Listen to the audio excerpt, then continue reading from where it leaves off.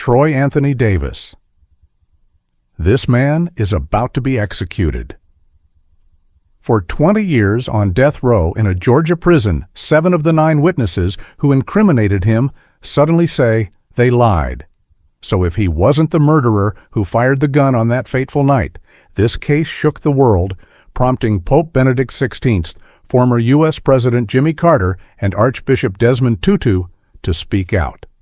Nearly 1 million people signed a petition for clemency, hoping to save a life they believed was innocent. Today, we will revisit the case file of Troy Anthony Davis. We will explore the story from the moment he was accused of a terrible crime through his arduous journey of appeals, the last meals he chose, his final moments in prison, and the haunting words he left behind.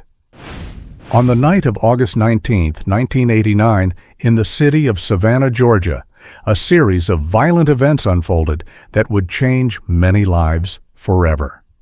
It all began at a pool party where Troy Davis was present. As he left with a friend, a shootout occurred between 2 groups of teenagers, leaving a young man named Michael Cooper wounded in the jaw. Davis and his friend then went to a nearby pool hall, not long after they moved to the parking lot of a Burger King restaurant. There, a man named Sylvester "Red" Coles was in a heated argument with a homeless man, Larry Young, over alcohol. The argument quickly escalated to violence when Young was struck in the head with a pistol. At about 1:15 a.m., police officer Mark McPhail, who was off duty and working as a security guard at the Burger King, bravely intervened to protect Larry Young. As he approached, 2 shots rang out. 1 bullet struck his heart, the other his face. Officer McPhail collapsed on the spot without ever having drawn his own weapon. Witnesses agreed that the shooter was a man in a white shirt. The very next day, Sylvester "Red" Coles, the man who had been arguing with the assault victim, went to the police station and identified Troy Davis as the one who attacked Young and shot and killed Officer McPhail. Remember this name, Sylvester "Red" Coles, as it will become the center of all controversy for the next 2 decades. A crucial detail: the murder weapon, a .38 caliber pistol, was never found. Coles himself admitted to owning a similar gun, but later told police he had lost it before it could be tested. The disappearance of this critical piece of evidence left a gaping hole in the case, a hole that would never be filled. To understand the tragedy of this case, we need to look at the 2 men on opposite ends of the gun that night. The victim, Mark Allen McPhail, was only 27 years old. He was the son of an Army colonel, a husband and a father to 2 young children, a 2-year-old daughter and an infant son. After 6 years of service as an Army Ranger, he joined the Savannah Police Department. He was known as a dedicated officer who sacrificed his life to protect a stranger. His funeral was attended by hundreds, a testament to the immense loss felt by the community and law enforcement. On the other side was Troy Davis, then 20 years old, the eldest child in a middle-class African-American family. He had once dropped out of high school to drive his disabled sister to her rehabilitation appointments, an act that showed his care for his family. Although he had the nickname Raw, neighbors described him as a straight-up fellow who acted as a big brother to children in the neighborhood. He had coached for the Savannah Police Athletic League and had signed up to join the United States Marine Corps. His life, though at times unsteady, seemed to be heading toward a purposeful future. 2 lives, one a symbol of law and order, the other a young man finding his way, collided in a moment of violence in a Burger King parking lot, creating a tragedy that would span 22 years. Looking into Troy Davis's past, psychological analysts would see a complex picture. He had a minor conviction in July 1988 for carrying a concealed weapon for which he was fined $250. This showed he was not a total stranger to firearms. His work at a factory was also unstable, suggesting a certain lack of discipline. However, actions like caring for his sister and coaching painted a completely different picture. The contradiction between the nickname Rough as Hell and the neighbor's description of him as a straight-up fellow is a warning sign that psychological experts often note. It suggests there might have been two sides to Troy Davis, or perhaps he was simply misunderstood. This case lacked a clear pattern of criminal escalation, making it more difficult to determine his psychological profile. Troy Davis's trial took place in August 1991. The prosecution constructed a tight narrative Davis had shot Michael Cooper, then gone to the Burger King parking lot, pistol-whipped Larry Young, and finally murdered Officer MacPhail. They presented 35 witnesses. Among them, 9 directly testified to seeing Davis shoot MacPhail. These testimonies, especially that of Sylvester "Red" Coles, were a fatal blow. Coles testified that it was Davis who had hit Young with a pistol and then shot the officer. 2 other witnesses, Jeffrey Sapp and Kevin McQueen, testified that Davis had confessed the murder to them. A ballistics expert also concluded that the bullet that killed MacPhail could have been fired from the same gun that wounded Cooper, although this conclusion was not definitive. The defense had only 6 witnesses. Troy Davis took the stand denying all charges. He testified that he saw Coles assault Young, but he panicked and fled the scene before any shots were fired. Therefore, he did not know who had shot Officer MacPhail. However, a crack appeared even during the trial. A prosecution witness, Darrell Collins, who had initially told police he saw Davis shoot, changed his testimony on the stand. He claimed police had threatened him with prison if he did not cooperate. This was the first sign that the testimonies might have been coerced, a detail that would become critically important later on. After less than 2 hours of deliberation, the jury found Troy Davis guilty on all counts. A few days later, he was sentenced to death. The initial police investigation, though described as meticulous and careful, contained controversial elements. The most significant was the search of Davis's home. Police found a pair of his shorts in a dryer. However, this evidence was later thrown out by the court. The judge ruled that Davis's mother did not freely and voluntarily grant the police the right to search her home, as she testified that they had threatened to break down her door. The police's failure to obtain a search warrant suggested haste and possibly pressure to quickly find a culprit in a police officer's murder. And so we return to Sylvester "Red" Coles. He was the first to point the finger at Davis. He also owned a gun of the same caliber as the murder weapon. He was also present at the scene and was the one who directly instigated the conflict with Larry Young.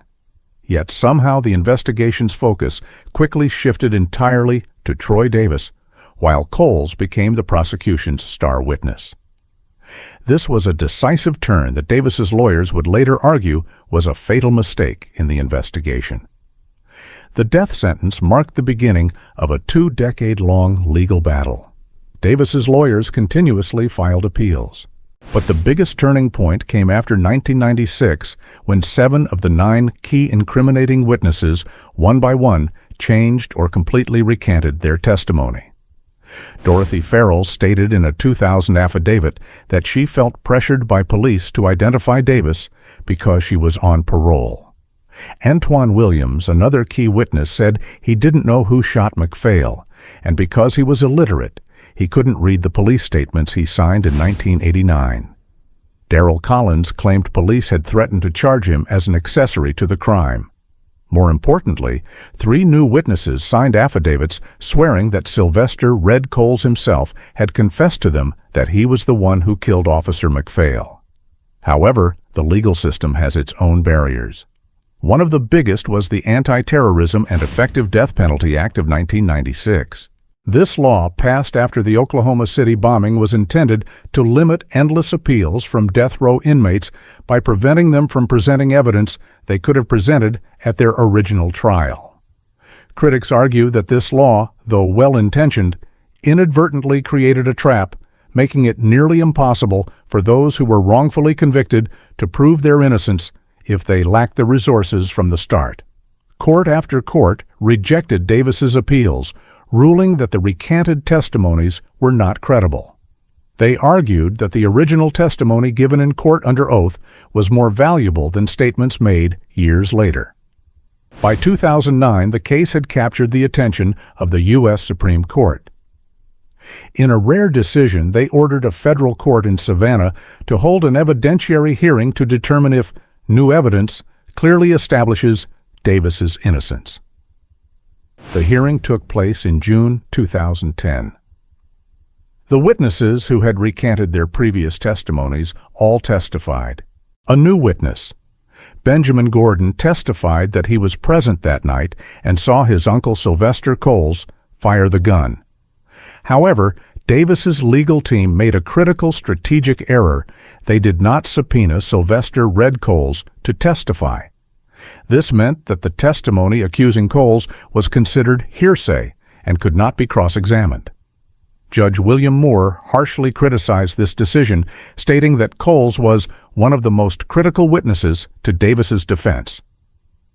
In August 2010, Judge Moore issued his ruling. He wrote, "While Mr. Davis's new evidence casts some additional minimal doubt on his conviction, it is largely smoke and mirrors." He concluded that Davis was not innocent. This ruling was a crushing blow, extinguishing nearly all remaining legal hope for Troy Davis. On September 7, 2011, the state of Georgia set Troy Davis's execution date, September 21st. The final battle began. On September 19th, the Georgia Board of Pardons and Paroles, with 3 of its 5 members new to the case, held a clemency hearing. The world held its breath. The next day, they announced their decision. Clemency was denied. On September 21st, 2011, Troy Davis's final 24 hours began with extreme tension. His lawyers filed emergency appeals to the Butts County Superior Court, then the Georgia Supreme Court. All were denied. The White House announced that President Obama would not intervene. Troy Davis refused a special last meal, an act often seen as a final assertion of innocence. He was to have the standard prison meal, but time was running out. The execution was scheduled for 7 p.m. But just as the hour approached, a flash of news broke. The U.S. Supreme Court announced it would review the final appeal. The execution was put on hold. In the death chamber outside the prison, where protesters had gathered, and around the world hope was rekindled. Tense hours passed. At 10:20 p.m., the final verdict came down. The Supreme Court had denied the appeal. All legal avenues were exhausted. At 10:53 p.m., the lethal injection process began. Troy Davis was asked if he had any final words. With the McPhail family and his own family present, he looked towards the victim's family and spoke calmly. "Well, first of all, I'd like to address the McPhail family. I'd like to let you all know, despite the situation, I know all of you are still convinced that I'm the person that killed your father, your son, and your brother. But I am innocent. The incident that happened that night was not my fault. I did not have a gun that night. I did not shoot your family member. But I am so sorry for your loss. I really am, sincerely. All I can ask is that each of you look deeper into this case so that you really will finally see the truth. I ask my family and friends that you all continue to pray, that you all continue to forgive. Continue to fight this fight. For those about to take my life, may God have mercy on all of your souls. God bless you all." At 11:08 p.m. on September 21st, 2011, Troy Anthony Davis was pronounced dead. The death of Troy Davis did not close the case. Instead, it turned him into a symbol for the anti-death penalty movement and a painful reminder of the potential flaws within the justice system.